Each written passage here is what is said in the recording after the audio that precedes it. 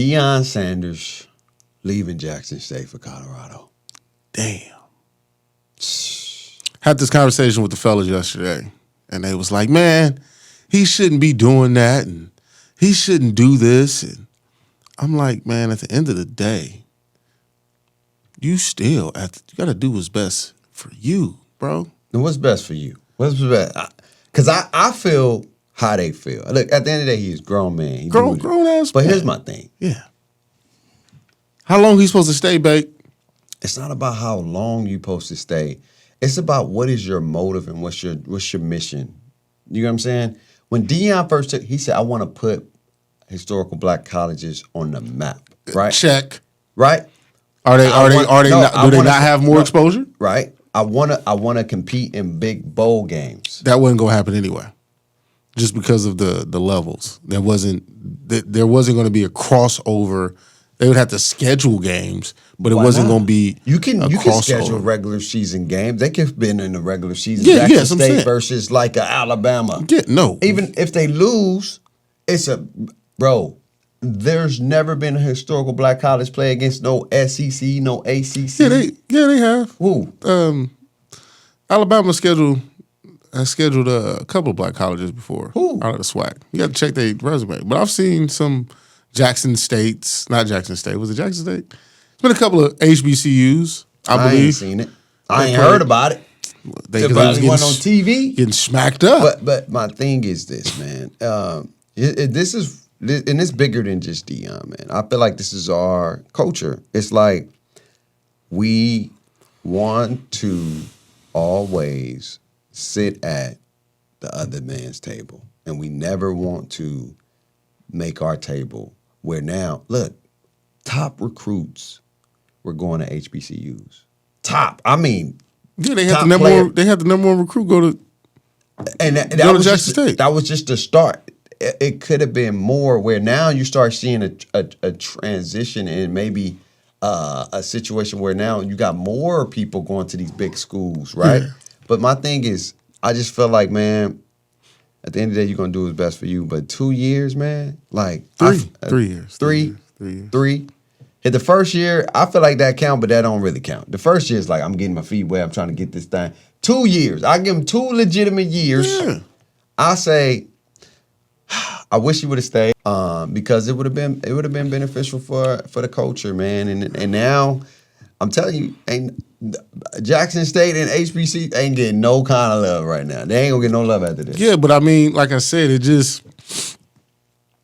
one of those situations. I'm not mad at him leaving. I'm more mad at the job choice because I feel like Colorado is the polar opposite of what he's trying to. I feel like he should have just waited to Florida State. Florida State's, Auburn, some SEC type, even Pac-12 type. I mean, they are the Pac-12. So here's my thinking. I feel like he sees this opportunity. USC and UCLA are leaving to go to the Big Ten. That means the Pac-12 is going to be wide open. Obviously, Utah ain't going nowhere, and now you got Colorado. He can get to Colorado and go win and dominate the Pac-12. Now his aura and everything is even bigger, which moves him from Colorado to a bigger program, the SEC, a Texas. Because you got to think about it, like Steve Sarkisian that's out there in Texas, he can't mess this up with the Manning boy coming in. He can't blow it. Because if he messed this up and say Deion's at Colorado, so say the next 2 years Deion's at Colorado and he's winning. Right. Texas is not winning. Texas fires Sark. Who'll be the next best thing to go get the Texas job? I don't think I'm gonna tell you this: if he do good in Colorado and he turn that program around, he's not gonna be in college no more. He's gonna be in no. NFL. He don't. No, Deion has openly admitted he never wants to coach in the NFL because he doesn't want to deal with the egos and the money. He likes the building of young men because he based on what he said is like he understands what the league is about, and that's not. Where he's real religious. He don't feel like his calling is in NFL. So his calling is more in college and building young men and building programs. So why Colorado though? Because that's the opening. He said he had offers from other schools, but like I said, what other schools? That hasn't been disclosed. I don't know how many openings. So they must not been that big. It must have been smaller schools. Probably been smaller. And he was D1 schools. And I'm not mad at Dion. I just feel like, man, like we always want to go and sit at the other table and never want to establish our table. Or he wants to. What if he goes to this table, right, and he brings more African American coaches with him? They start winning.